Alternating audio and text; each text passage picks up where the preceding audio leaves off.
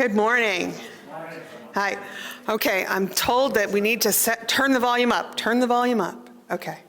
We're going to work on this. Sorry for the sitting. I don't want to move this microphone more than is absolutely necessary. So, our speaker is going to be seated as well. So if you can't see my face, you might want to shift your chair one way or another. Or feel free to pick a different seat. You're not married to where you're sitting right now. So welcome to Saturday Storytelling. We begin today's program by acknowledging that we are gathered today on the homeland of the Salish and Kellis Bay people at a place they named Timsum Clee. Their example as the original stewards of this land guides our work today. Travelers Rest Connection is committed to respectfully sharing the history and contemporary culture of the Indigenous people who lived and traveled through the ancient crossroads on this land. We learn from many Indigenous artists, elders, and organizations. We invite you to learn from and support them as well. I want to say a quick thank you to everyone who makes these programs possible. The members of Travelers Rest Connection, MCAT, Missoula's community media resource, who provided a media assistance grant to record Saturday Storytelling each week this winter. Thanks also to Montana Public Radio, a trailblazer sponsor of the Connection in 2023. Gratitude, too, to Kathy Bartlett and Garth Cox for bringing treats today, and to Hunter Bay Coffee Roasters for donating coffee. We do need somebody to bring treats next week, so if you haven't signed up yet, please see me after the program. For our folks on Zoom, if you have questions for our speaker, please type them in the chat box on Zoom. It is helpful if you keep yourself muted and your video off during the presentation to preserve everybody's bandwidth. Galen will monitor the chat for questions and for any technical difficulties you might have. For folks in the room, please check that your cell phones are on silent mode. And now I am pleased to introduce today's speaker. Lucy Vanderburg is a member of the Selis Kellis Bay Culture Committee. As a tribal elder, she provides guidance on many programs and practices, including Salish language classes, tribal history and ethnogeography projects, public educational outreach and presentations, gathering of traditional plants and foods, and development of cultural learning resources and materials. For many years, Lucy served as the director of the People's Center Museum in Pablo. Today, you can find lots of the artifacts that she helped to collect and preserve on display at Three Chiefs Culture Center in St. Ignatius. We are honored that she is here today to share her stories. Lucy.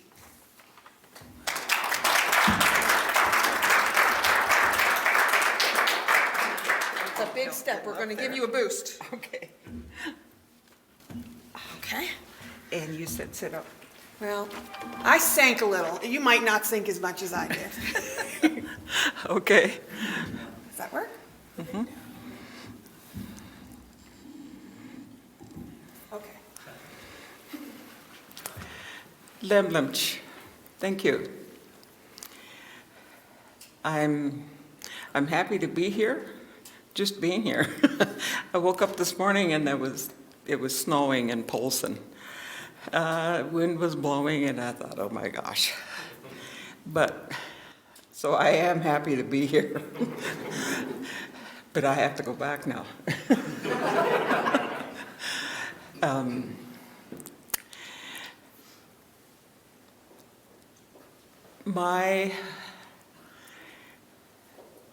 I guess my connection is what I would like to talk about first with my family in the Bitterroot.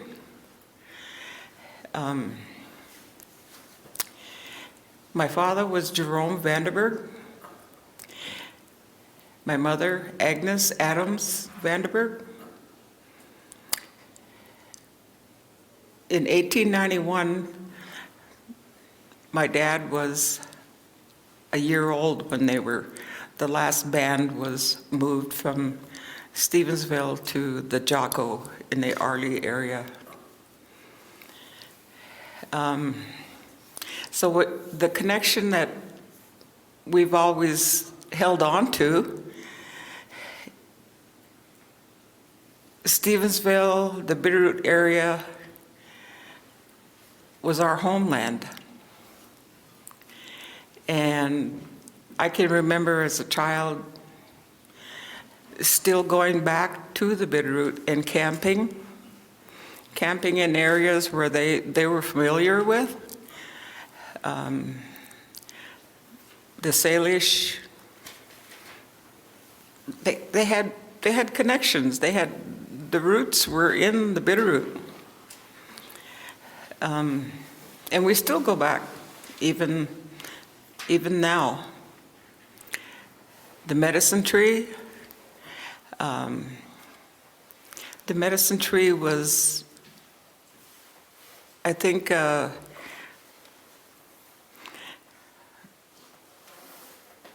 trying to find the word, but it wasn't just the Salish who used the medicine tree. It was the Nespers, it was the Shoshone,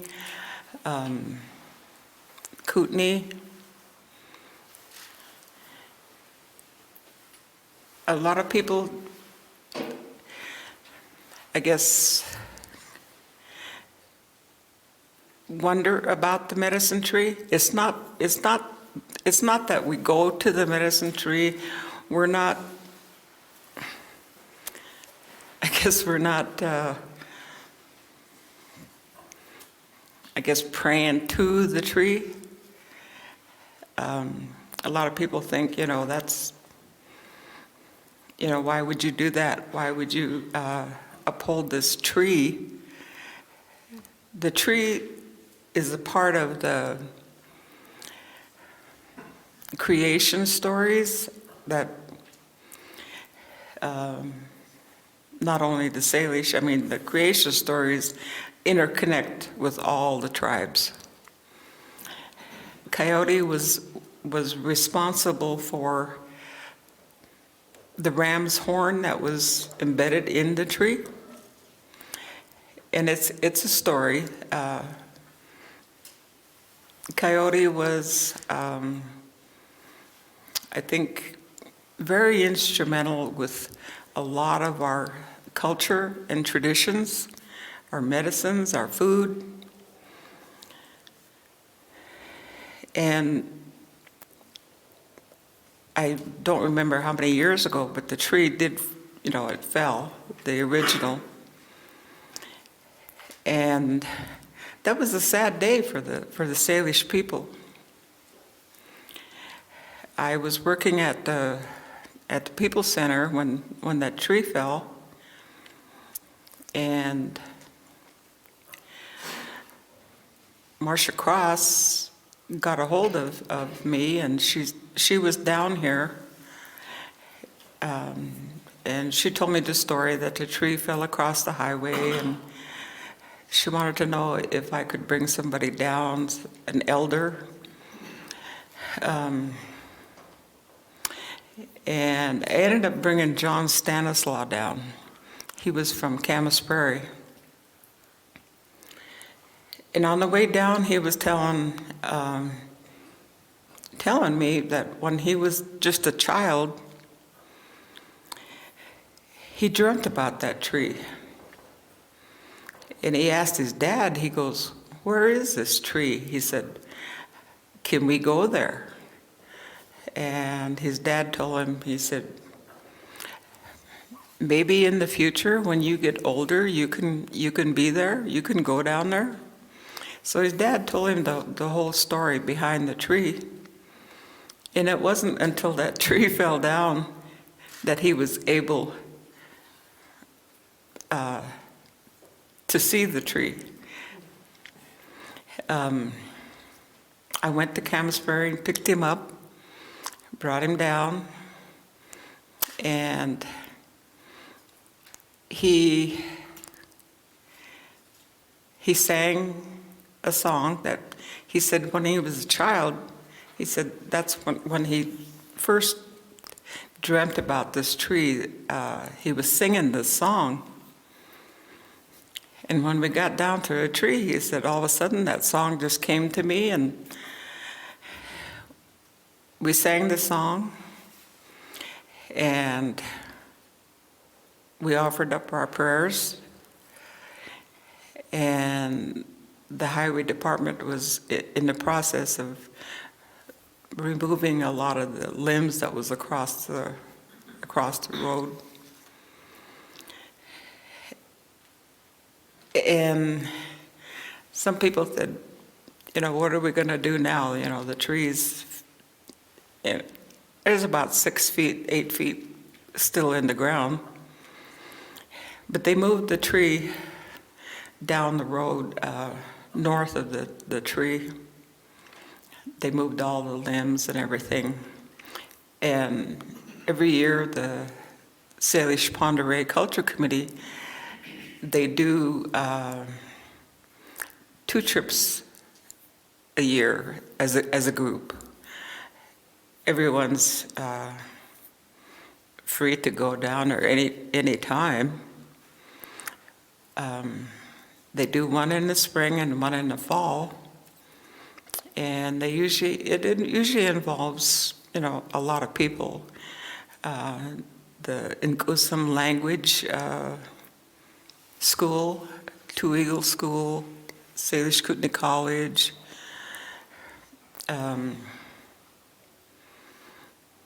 And the importance of the tree is something that we try to pass on or instill to our children, grandchildren, family members. It's a place, because of the history behind the tree with the coyote killing the ram that was chasing him. It became a place for, like I said before, not only the Salish, the Kootenai, Nespers. Whenever they traveled through there, they always stopped and offered their prayers to the Creator for safe travels, good health, and that's what we try to get our children, our grandchildren, great-grandchildren to understand that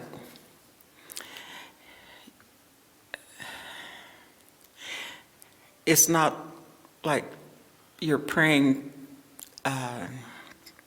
to the tree. It's like the tree has a connection with the spiritual Creator. And I think a lot of our children, I know I have 3 daughters, 8 grandkids, and 10 great-grandkids. And they, except for the real little ones, I think they all have a real good concept of what the tree is about. You can't. One of the elders that I worked with at the Culture Committee, Felicity McDonald, she always said, we know we're going to go down probably in April and probably in August or September. So when you do bring a gift to the tree, it shouldn't be just something that, spur of the moment, oh yeah, I'll take this. It should be something that you think about.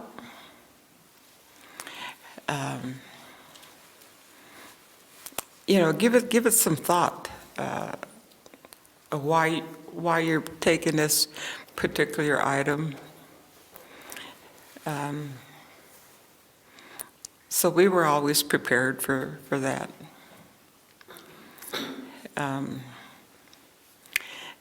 My mother, Agnes Vanderburg, she died in 1989,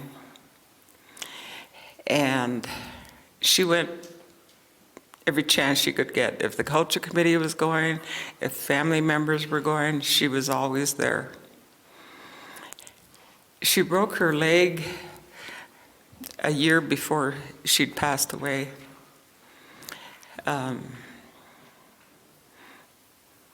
The doctor had, they casted her leg, and he said, at her age, we're not going to, put any pins in there or rods or anything. We're just going to let it heal. Set it and let it heal. I think he doubted that she would walk again. She broke her leg in like February. And she had this cultural camp up Valley Creek. It's about 14 miles from Arlee. She told the doctor, she goes, I usually move up there in May, the end of May, and she'll stay for the whole summer. She goes, you got to have this cast off by the end of May because I'm going up to camp. And he just kind of, okay, Agnes, we'll, take care. So before she went to camp, the culture committee had planned a trip to the medicine tree. And the cast had already come off, and she had a walker. We get to the medicine tree, and some people were helping her, and she said, I'm going to she called her walker her horse. She goes, I'm going to put my horse over here. And she goes, I'm walking up to the tree. So somebody had a hold of her arm, and it's not a big incline, it's probably like this. But she walked all the way up to the tree, and she was thankful that she was able to see that tree one more time without her horse, without a cane. And that following end of May, she moved up to camp, and that was good. She had a traditional cultural camp. I was able to, I think the last 5 years, I worked with the Selis Elder Culture Committee, and I had this awesome boss, Clarence Woodcock. He said, you don't have to come into work every day. If you want to move to camp, that'd be fine for the whole summer. So that was great. I jumped at the chance, and I moved up, and my brother and I helped my mom with some of the things that she was doing up at camp.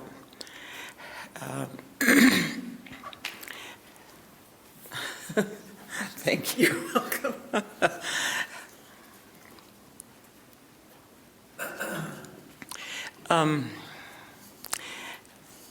The camp was open to anybody willing to be sincere about learning about the Salish culture, Salish traditions, Salish language.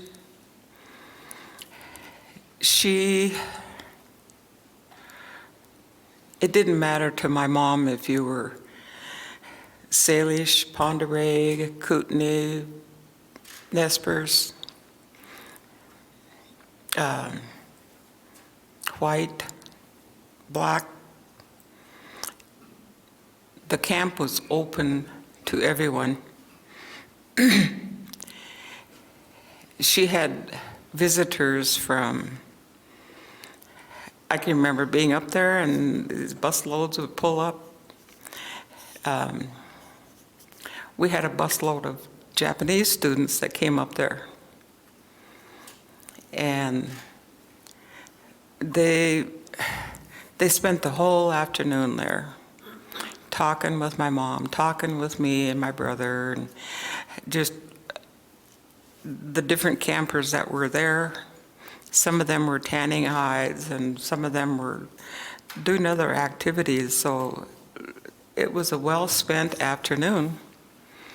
And at the end of, just before they left, they did some dancing for the ones that were at the camp. The camp was, to me, it was a peaceful, and it still is. It's very peaceful up there. You're not that far from either St. Ignatius or Arley, but it's far enough that in the woods that you feel like you're 1,000 miles from anybody. My cousin Myrna lives up there, not at the camp, but she loves it.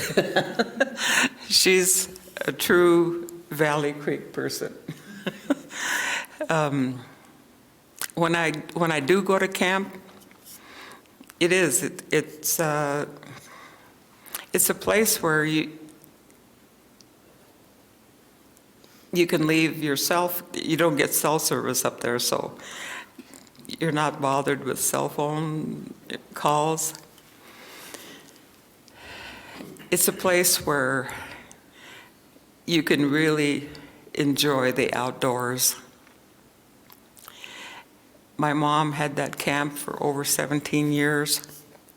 Every year she'd spend 3 months up there, come back after Labor Day, and then she'd be preparing for the next year. There was, I don't know, so many activities that happened up at camp. Tribal health, mental health, different language instructors, the schools. A lot of people learned a lot of things up at camp.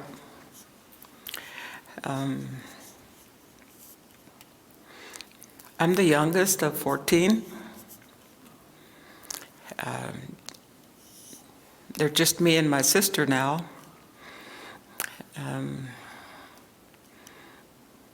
And I look back on all the different family members that my relatives that we always congregated up at camp because we knew that's where my mom was. She was always open to people, just welcoming them. Coffee was always on, food was always available. Some people would come up there and stay the whole day, stay for the weekend, stay for a couple weeks. We've had people stay up there the whole time she was there, all summer. There was two people that come to mind. They were from England, and they were on a biking through the States. They get to Missoula, and then they go through, they were on their way to Glacier on bicycles. They heard about the camp, so they asked about how to get there. They ended up staying the whole camp time. Just two young men that just fell in love with the camp, doing all the different things, learning a lot of things. And the day they left, it was kind of sad, you know. I mean, they got their backpacks and everything on their bicycles, and they really didn't want to go, but they had to. And for years after that, they kept in touch with my mom. They'd write her letters, different places that they were and what they were doing.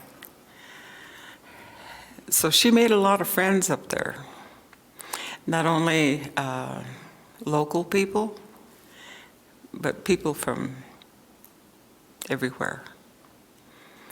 I always envied her because she was so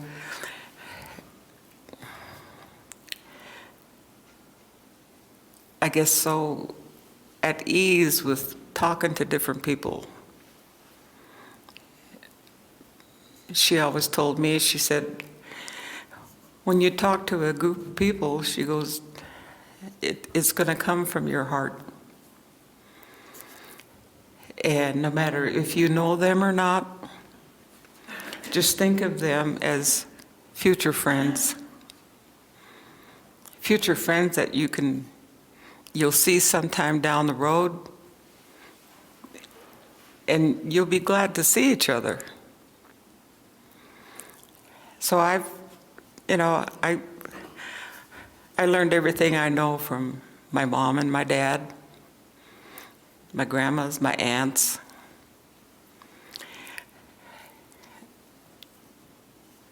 We spent a lot of time in the woods, in the mountains. Growing up as a child, I couldn't wait for school to get out, because I knew as soon as school was out, we'd be camping instead of just weekends.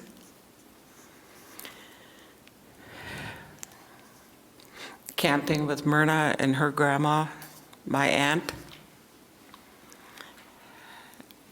We were at home in the woods. And that was one of the things that, learning the language was part of my life.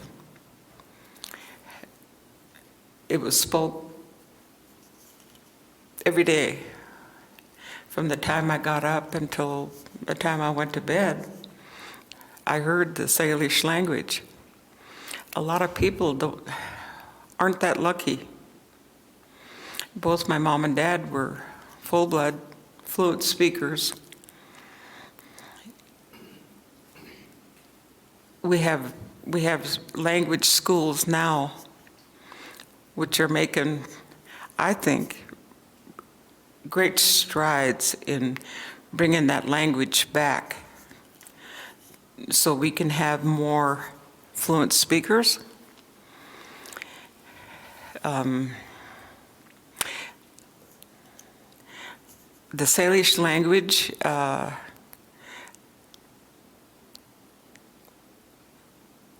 didn't have an alphabet, I think, until 1970, I want to say 78.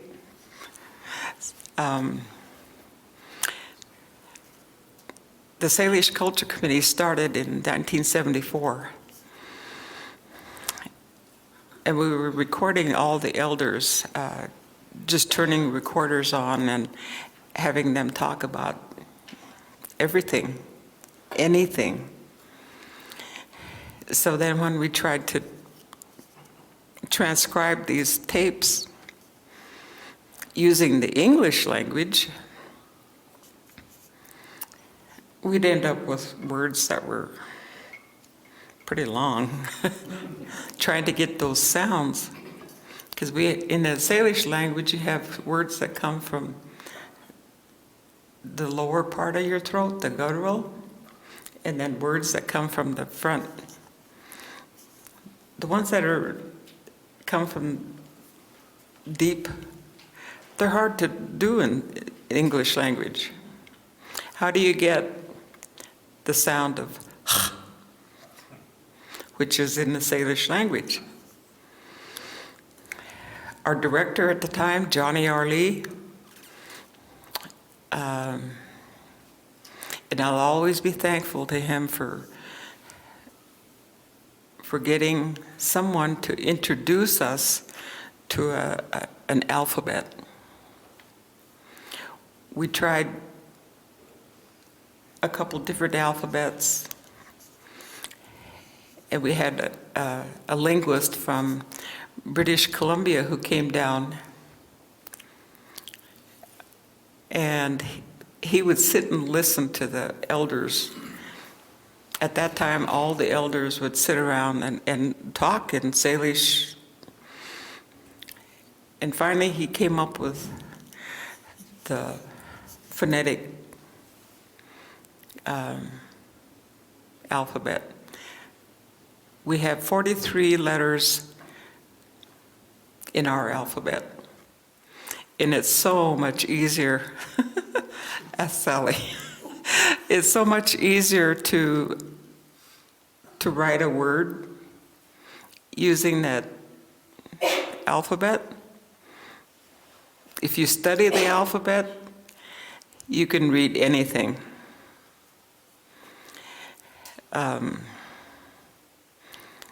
To me, it wasn't hard to get into that using the alphabet.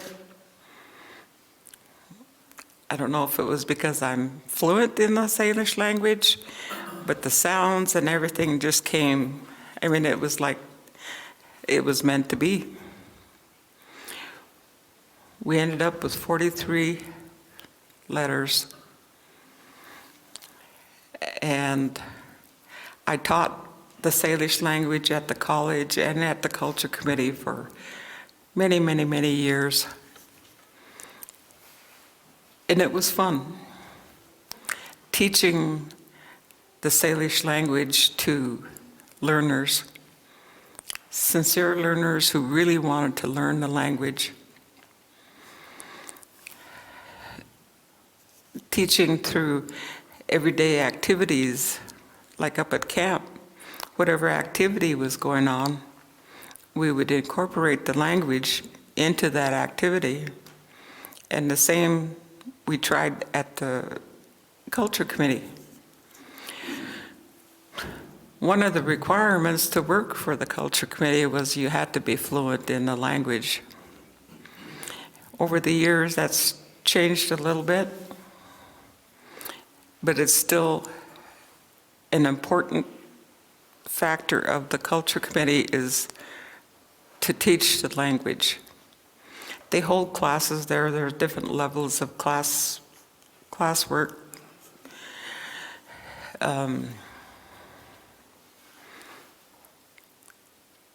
You know, and to understand a lot of our stories, a lot of our history, a lot of our activities, to really understand, knowing the language, hearing the language in those tapes from our elders, I think that you have to know the language to understand those tapes, where they're coming from. You can translate it and you can read it, but you don't quite get that full meaning behind whether it's making a teepee, making moccasins, drying meat, or just conversing about everyday activities. You miss that fine edge, I guess, of when you hear it. When I listen to those tapes that they have, it just brings back a lot of real deep meaning.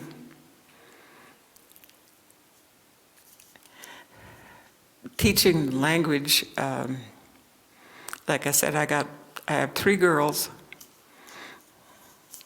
They learned more from my mom than they did me because they were around her more.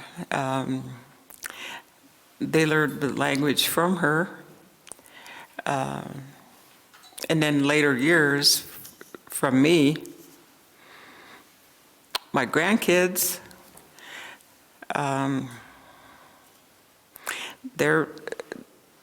the language is being offered in some of the public schools, which is, I just applaud that.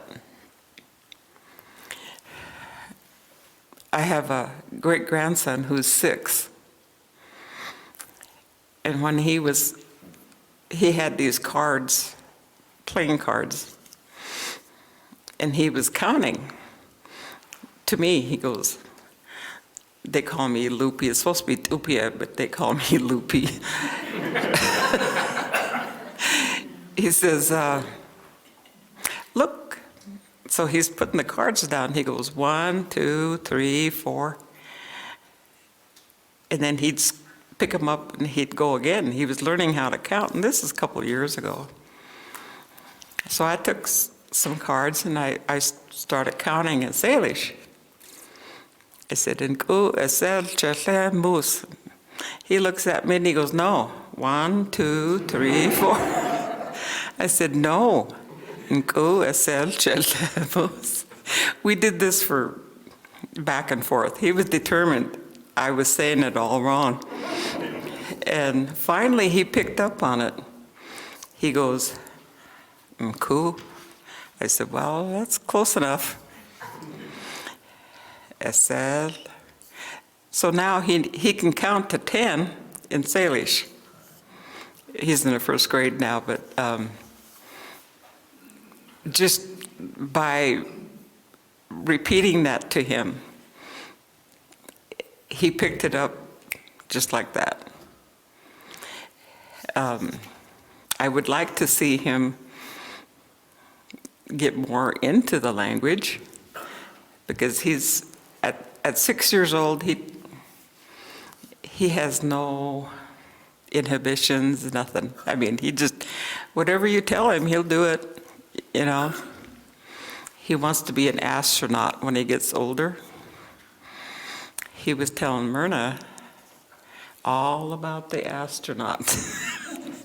And he knows quite a bit. You know, you think about it, he's 6 years old, but he's remembering all this. They've had NASA people come to the school in Ronan, and he remembers a lot of that. So he told Myrna when he's up on the moon, he's going to wave at her. She said, "I'll wave back at you." And he goes, "Okay." Just matter of fact, okay. But, you know, I guess teaching the language is one of the things that should never end. We've worked with a lot of linguists.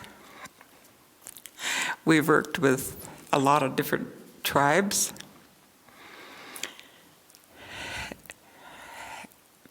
Tony Matina from the university was a big part of our first publishings of the Salish language. Our alphabet, the examples, the words,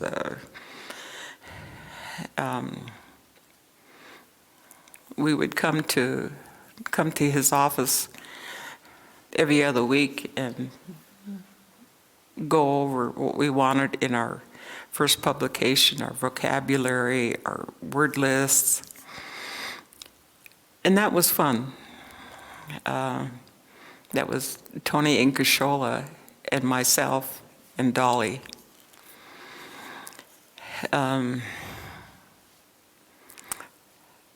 Tony Matina was a great teacher.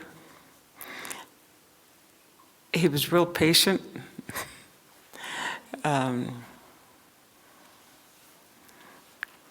And we worked with Steve Egestall from Hawaii.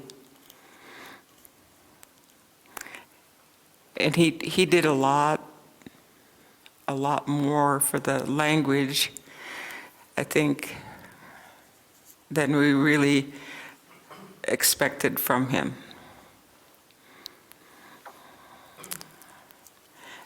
He actually lived in Missoula and worked with the Culture Committee for many years, I think 6 years.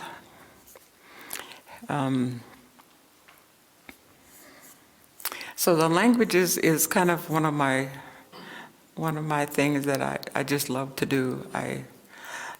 A lot of people will call me and I got a question, how do you say this, how do you say that? So a lot of my phone calls will end up being half hour, and then I have questions. I'll have to think back. One of my brothers, Joe, I could call him and ask him. He just assumed I knew. He goes, well, don't you know that? You know how brothers are, they. Well, no, that's why I'm calling you. How do you say this? And after he'd tell me, then it was like, okay, I remember that now. And there's times when people will ask me, well, how do you say this? I have to go away for a while and come back, and then I'll tell you. Because I don't speak it every day like I did before. I think that's where a lot of the learners, they never had that opportunity to hear the language spoken every day.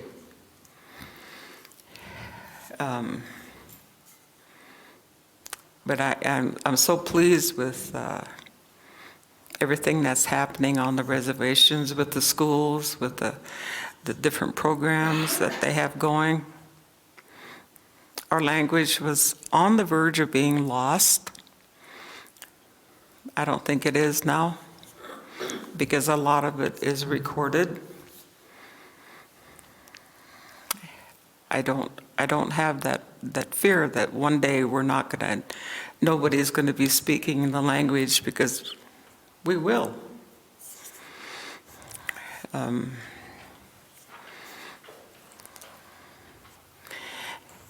When I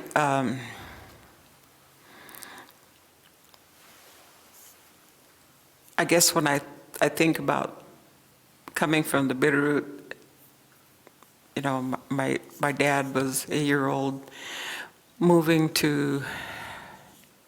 moved to Arlie.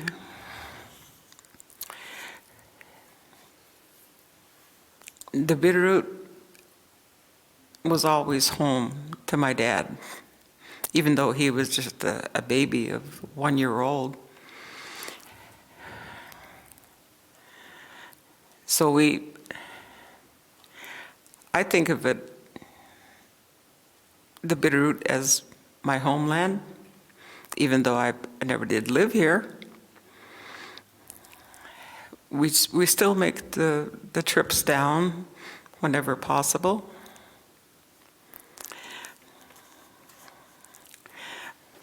We've worked with the museum in Hamilton. We've, just different places that because there is a connection.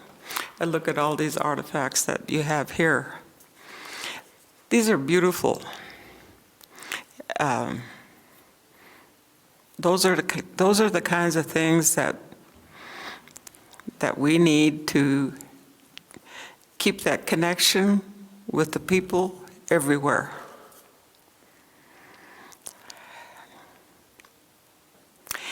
And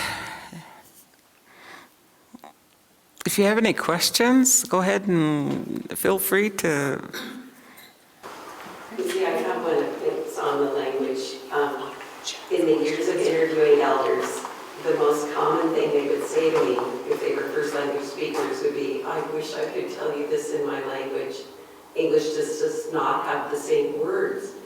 And so if you could help us understand what's in the gap in between, what are the things, I know this is a huge question, but if there's any slight way you could help us understand what English speakers, where we're so static and we're so noun-based, and what's the limitation? What might we know if we understood Salish?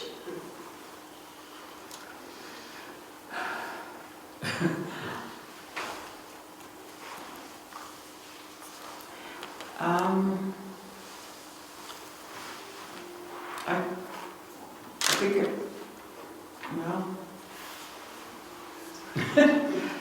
I feel it, but I don't have words for it other than it's more alive, is how I experience what people are saying to me, but I know there's so much I miss because I speak English. well, I guess from my perspective, teaching the language for all those years,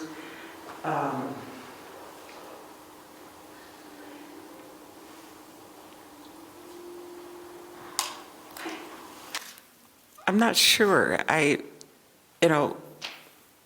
Hearing the language every day,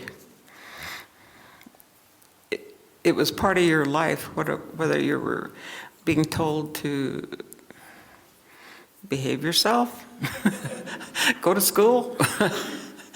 That was part of, it was just part of your life. Like, I lived it, and you heard it every day. So English wasn't, I mean, you knew English because you had to go to school. But in the morning,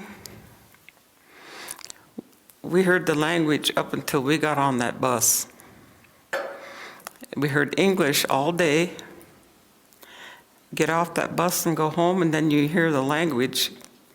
So it's kind of, it becomes,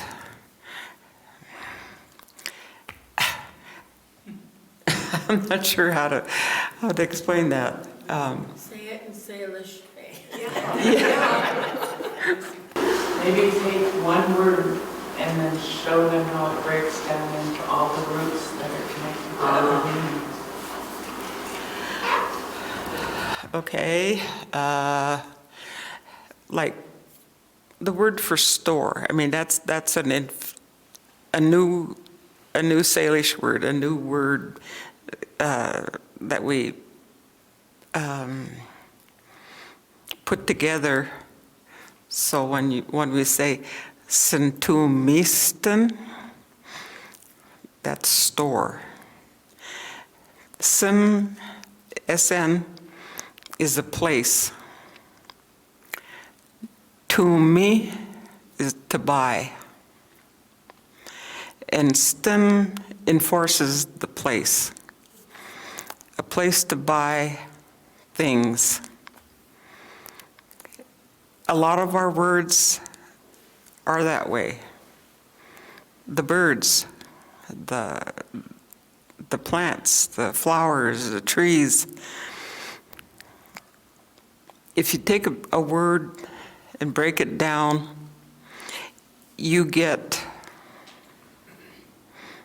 what it is before you could even pronounce it right. Sintumisten, a place to buy things. A lot of our words are new words, like car. A car was a made-up word, and they looked at the car. It's Ipoishin, and that has to do with the tires, the tread on the tires. Bipoi, and then shun is the actual car, the actual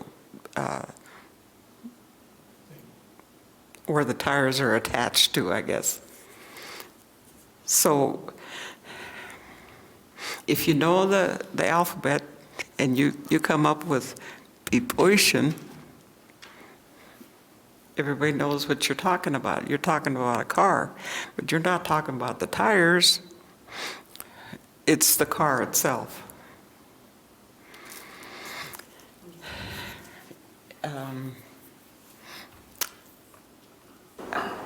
What were you saying about the tires? What are they called? The tires itself? you put a CH in front of Peepocean, makes it the ownership, Chipocean. That's the tires by themselves.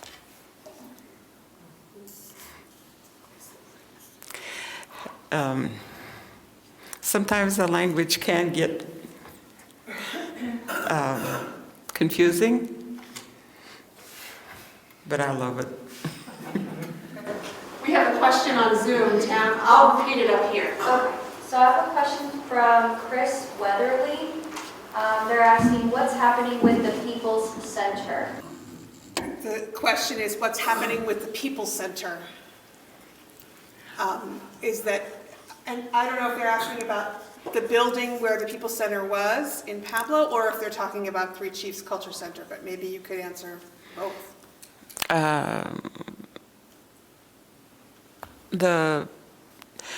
It was called the People's Center when it was in Pablo, and that burned down three years ago. And they moved them to St. Ignatius, and from what I understand, they're going to move them again. It's no longer called the People's Center. It's Three Chiefs, and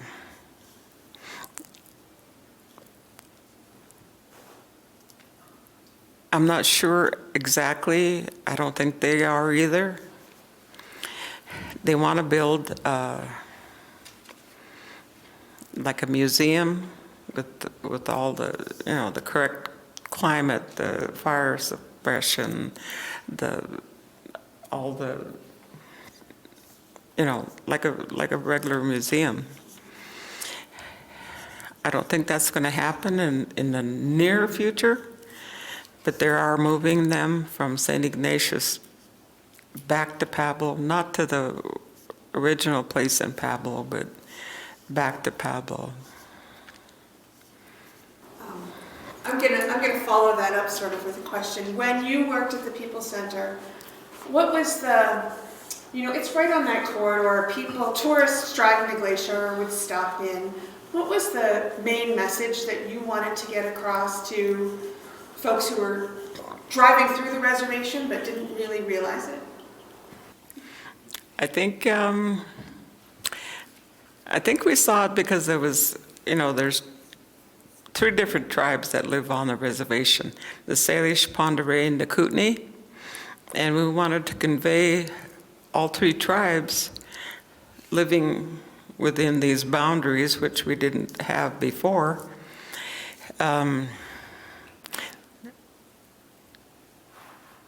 The different traditions, the cultural aspect of living on a reservation with 3 different tribes together. And we tried, we had a small museum at the People's Center then. We tried rotating the artifacts every 3 months, giving people a chance to see things like this, like what you have here. We had classes in language, we had classes in different activities, the games. We had different games that the different schools, the public schools could come there, and we teach them how to play games. And So I have to tell you my best memory of the People's Center, the building in Pablo, when we worked together on culture camp for middle schoolers from the Bitterroot Valley and from the reservation. The kids in Pablo taught me how to play shinny, and the moms taught me how to make fry bread. It was the best weekend ever. well, thank you. Do you have any more questions on Zoom? Anybody in the room have any questions for Lucy? Oh, Tano. I know that you've sort of experienced a lot of the different phases of the culture and how it is. And right now, you're seeing so many kids learning the language in school and this revival of culture. What makes you most excited about this? What do you sort of hope this will evolve into in the future? What do you want to see as this grows and gets bigger and better? One of the things I want to see is more of the language being spoken everywhere. You know, whether you're in the store, you're in school, you're driving down the road. When I was teaching at the college, I went into the store, and I'm looking at things, and all of a sudden I hear somebody tell me in Selis, "Selis Elder Lucy," and I'm in a store, and I thought, oh my God, somebody's talking to me. It was on TV. I don't know how they did it, but they brought up this program that during my class, and actually was able to talk to me while I was in the store. And it's like, yes, that's what it's all about. When you see people in the store and they greet you, that's great. That's what I hope for. I hope that there's a lot more fluent speakers that are comfortable enough to speak to you in Salish, no matter where you're at. What's happening? Question here? Was there ever any formal, where they tried to extinguish the Salish language like they did with the boarding schools and things? Did you ever experience that? I'm not sure I understand. Well, like, you know what I mean? Well, I think the question is, in your family's history, did folks experience the efforts like by the boarding schools or the government to extinguish the language? Did it feel like, and I think in some ways, you know, were your family rebels for keeping the language going? Or, you know, how did the Vanderburg family experience that? I think so. I'm 77 right now, and I learned the language. That was my first language. And then over the years, you know, you go off to school, you do this, you do that. When I graduated high school, I went to Chicago and went to school. And when I came back, it was like stepping back in time. You walk in the house and everybody's talking Salish, you know, I mean, it was everyday conversation. My mom, she went to school. She started out in the first grade with the Sisters of Charity, I think it was part of the Ursuline. She went to the fourth grade, and then she got really sick. She had tuberculosis, so they took her out of school, and she said, like it was real sporadic. She'd go back for a while, and then when she finally was over the tuberculosis, she just never went back. So she didn't have a whole lot of schooling. My dad went to school with in St. Ignatius with the Jesuit fathers, but then I think he said he went as far as the 6th grade, 7th grade.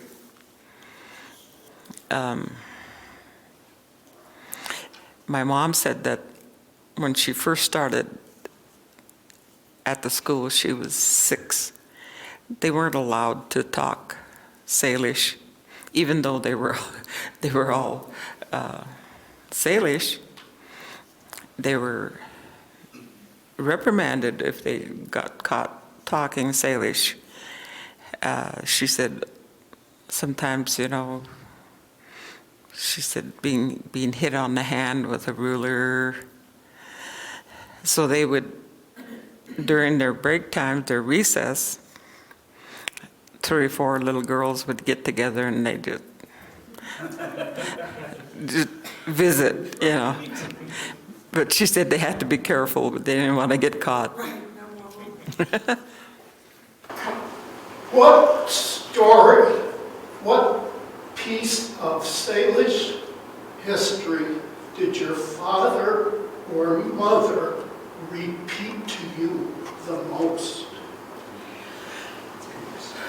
Just so people can hear, the question is, what story or piece of Salish history did Lucy's parents repeat to her the most often?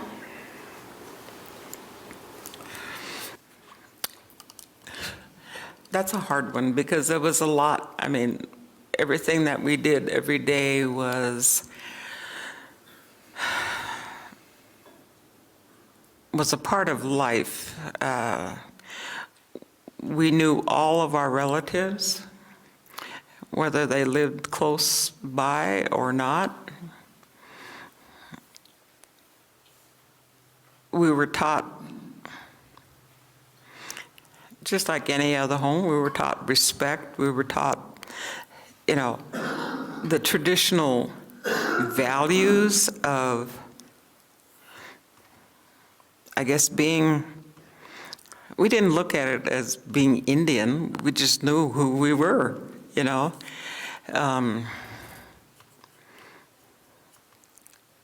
I guess the most important part was our history of, and that's where our elders, the history behind where we came from, and we came from the Bitterroot. We knew all of those different people that were involved in the bands in the Bitterroot.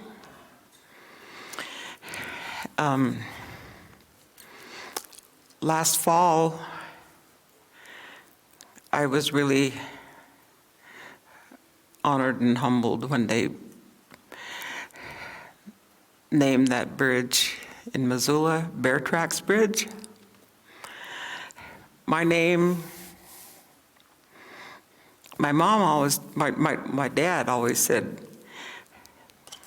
that we were Bear Tracks. And I toyed with the idea of changing my name from Vanderburg to Bear Tracks.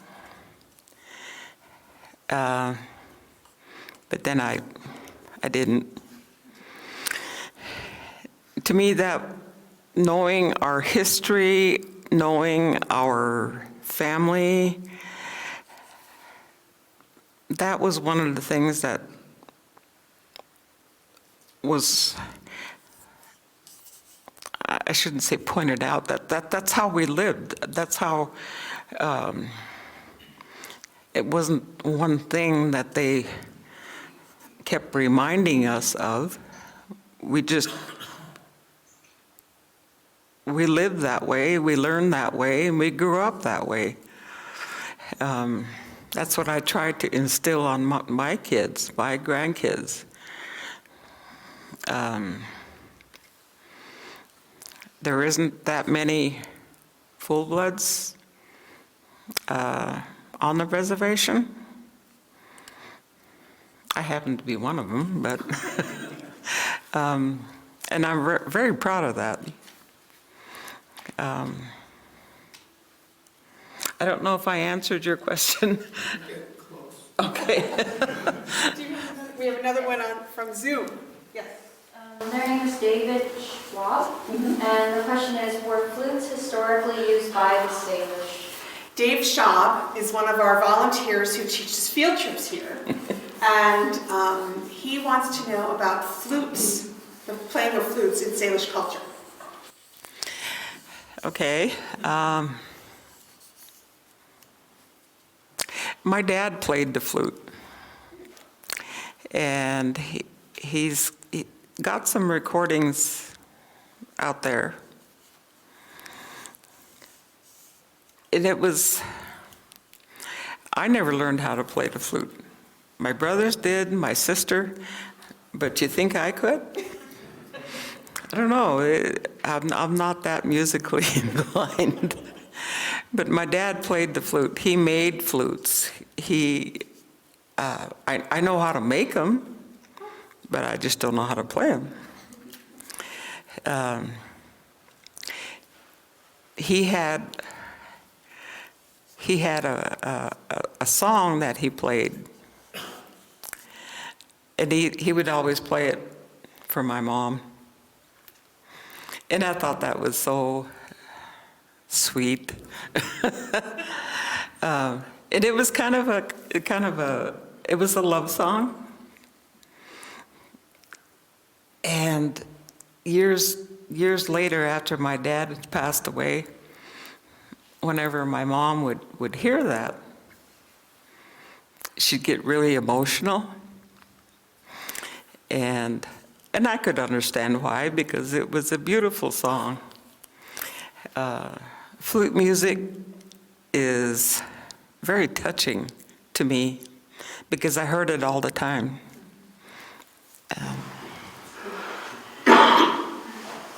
Another question here? Is the Vanderburg camp still running at this time, and who is running it if you're not able to anymore?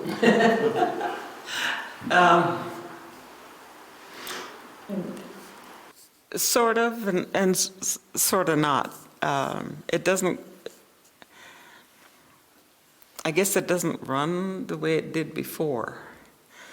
Myrna, who's my cousin, has camps up there. And the last two that I went to were just amazing.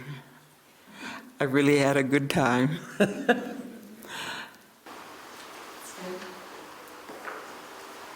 I grew up in Ronan, and the Salish influence in Ronan is the greatest. But I know that there was more of the Kootenai influence up north. But Nez Perce, I have no knowledge of the Nez Perce there. Is there a presence for that tribe somewhere in the valley more so than other places? I'm just going to repeat the question for folks who might not have heard it on Zoom, which is a question about the Nez Perce presence in the Jocko or up on the Flathead Reservation. And how has that culture, does the culture have a presence up there as opposed to, and we know it here, but I don't know. Yeah, the Nez Perce. There's a lot of, because of intermarriages with Nez Perce and Salish, Nez Perce and Pend Oreille, there is people up there that have Nez Perce, that have Kootenai, that have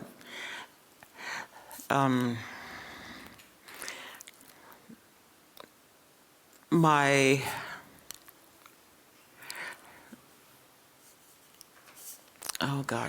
great aunt was Nez Perce. She married into the Adams family. And it was so, my mom knew, after a while, my mom knew the Nez Perce language, not fluently, but she could converse with her. And to me, it was some of the words that she would say. I didn't know what she was saying, but you could sort of figure them out. Kind of like the Salish language. If you knew bits and pieces, you could kind of figure out what they were saying. And I think there's a lot of people on the reservation that do have Nez Perce blood in them. Thank you. All right. Well, if we don't have any more questions, and we've kept you a long time, I appreciate that, Lucy. I did want to make a couple of shameless plugs. First of all, for your mom's book. This was published by the Culture Committee, and we have it for sale here in the gift shop. This is it's a transcription, I think, of a conversation with your mom. And for those who can't see it very well, it's called Coming Back Slow, The Importance of Preserving Salish Indian Culture and Language by Selis Elder Lucy Vanderburg. So this is one way that we help to support the tribe and the Culture Committee by selling their publications here. So do the same, buy them. I also wanted to just make a couple of quick notes. Also to raise money for Travelers Rest Connection. People here on your seats, you will see, and folks who are online, you can check out our website. We are selling some special t-shirts for 2023, and the design is there. It was made by one of our Vista member, Galen, who designed the t-shirt and helps to support programs like these at the park. And also on March 4th, we are going to be having a volunteer open house. So if there's anybody here that's interested in sharing their stories, sharing the stories of Travelers Rest with school kids or visitors, please come and learn more about how you can volunteer here. And with that, again, a big thank you to Lucy. We really appreciate it. Thank you. Thank you.